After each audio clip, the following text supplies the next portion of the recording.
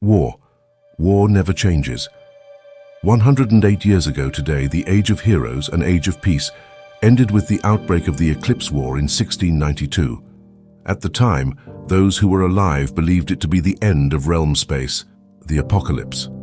Through the darkness shone three pillars of light that drove back the Eclipse War's armies of evil: Aedeum Adamanteus, Cadmus Lightbringer, and Lucidus Celaphiel, all of whom would sacrifice their lives to bring the war to an end.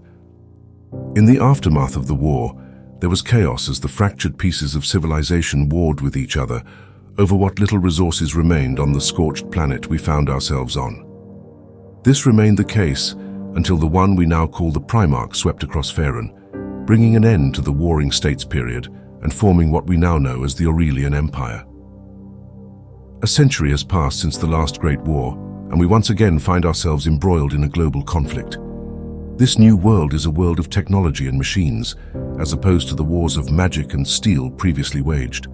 The new rising powers of Anachrome and Ossa now engage with the ancient civilizations of Faerun and Karatur. Join me, Virneros Greenseer, as I catalogue the events that led to this war. This story of heroes and villains begins like any other as we turn our attention to the acclaimed college of Toryl's champions, both past and present, Avalon Academy.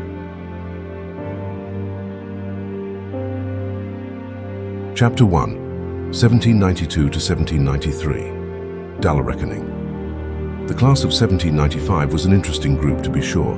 My protege Basil counted among them, but none is more peculiar than the individuals that would form Team Ruby. These individuals began attending Toryl's premier academy for future heroes, Avalon Academy. Bonds were formed, friendships made, and friendships broken. Team Ruby was young and inexperienced, but brimming with potential. Their actions in their first year had already begun to lay the foundation for the world we find ourselves in. Over the course of the year, Team Ruby would chase an individual referred to as the Masked Man, a member of the entropic cult of Yog. Discover the legendary blade Charlemagne, as it chose Cato Decim as its successor. Witness the death of the Aurelian High Oracle Sabine Lancaster at the hands of an ex-Team Ruby member, and discover the Primarch's Warforged foundry, where it was revealed that not only were Lucidus and the Primarch one and the same, but the body and soul of Homunculus were crafted by the Primarch himself as a weapon of war.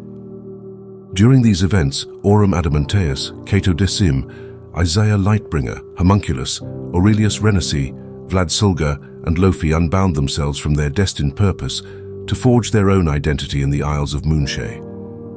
Each one of them chose to defend their adoptive home of Avalon from the Empire's subversive advances.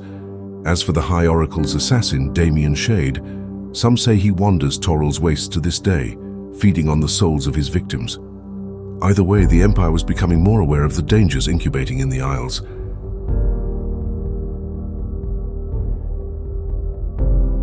Chapter 2, Part 1, 1793 to 1794, Dala Reckoning.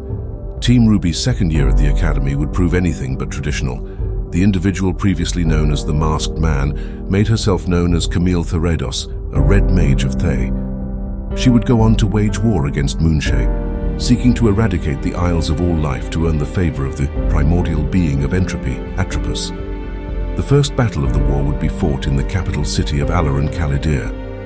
There, Team Ruby would aid Queen, then Princess Joanna Kendrick, and her knight Felix as they defended what remained of Calidir from the newly zombified inhabitants. Team Ruby's experience in combating the undead foisted them into a position of leadership.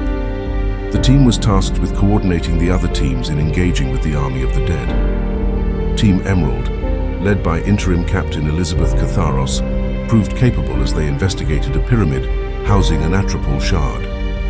Team Sapphire, however, would achieve a Pyrrhic victory at the Battle of Nautilo, as both J-Paul and Haldi gave their lives to rescue Princess Sufi and halt the army of the dead. Team Ruby's next mission would find them in the vampire city of Snowdown, led by Queen Alyssa Darasin. There, Team Ruby would discover the lost prince of Snowdown, Arcos, who was believed to have been killed by Camille a few years prior. In his rescue, the party would end the life of one Vilcus Berkellum, an ambassador of the Empire and student of the Revlis Imperial Academy.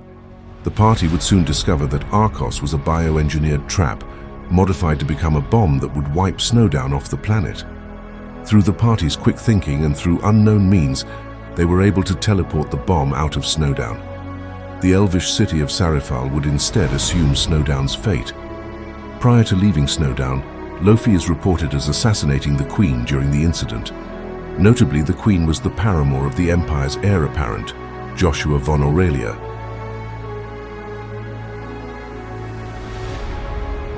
Chapter 2, Part 2, The Battle of Avalon.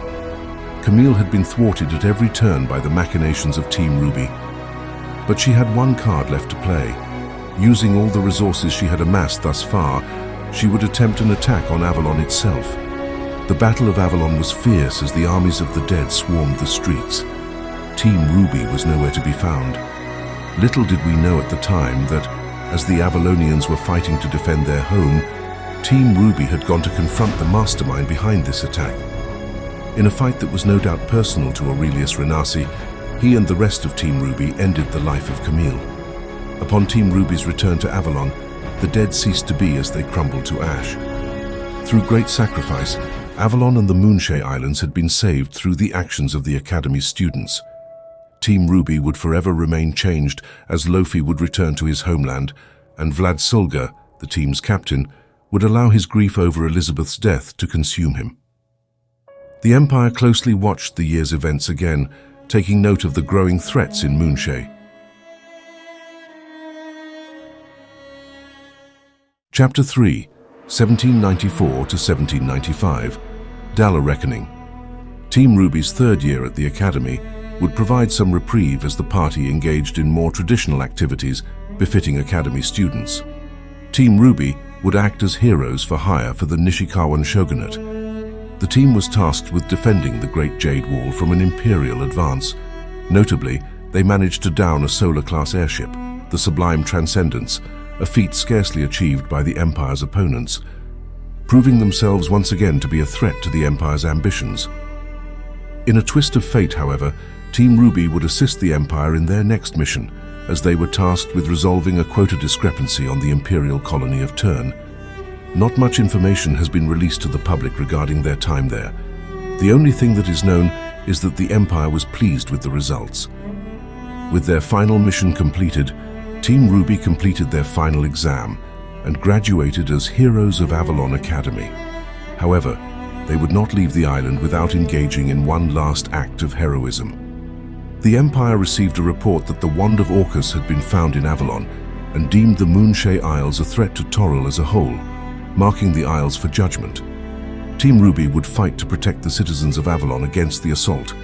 Cato Decim is worth special mention given that he elected to sacrifice his life to reinforce the barrier around Moonshae in an attempt to protect the islands from the Imperial fleet's aerial bombardment. Some say that it was Cato's spirit and his desire to protect Moonshae that caused the islands to disappear. Others believe the Primarch banished the islands due to the overuse of heretical magics. No one knows for sure. What can be said is that the island's disappearance, timed with the Imperial invasion, triggered the newfound treaties of the nations of Toril into action. War.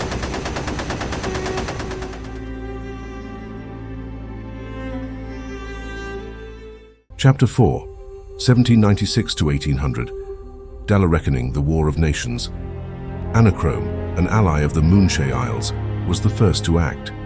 They captured the decidedly neutral elvish territory of Evermeet as a forward operating position. The Aurelian Empire, feeling it was necessary to thwart the strategic advances of Anachrome, sent a force of their own in a bid for the island. The shogunate, staying true to their philosophy of defensive and protective war, vowed to defend the sovereignty of Toril's smaller nation-states. In turn, they too dispatched a fighting force to preserve the island nation's independence. The unassuming island of Evermeet acted as a testing ground for the novel weapons now at the disposal of mortals in this modern age. Sat between the great powers of the innovative Anachrome and the Holy Aurelian Empire, the locals never stood a chance. For 4 grueling weeks, the battle raged as the artificers of Anachrome beat back waves of Nishikawan and Imperial forces. The natives caught in the crossfire died in scores, as neither power was able to gain a decisive advantage. This stalemate remained the status quo. until the Aurelian Empire resorted to the use of a knight company, led by none other than the famed imperial captain Bella Bidan of Avalon Academy, with her loyal lieutenant Gregory Argentum at her side. By the time the fighting had subsided, the once temperate island was a barren wasteland of ash and blood. The war had made its mark. Evermeet, Chult, Lopango, Punta, Ixbel, Murgom, and Leracond. These are but a few of the ever-expanding list of places that once were. This war continues with no end in sight, and there are no heroes to save us. What I fear most is that this war may be an end in itself. For all the centuries I have been on this planet, I have learned one thing: war never changes.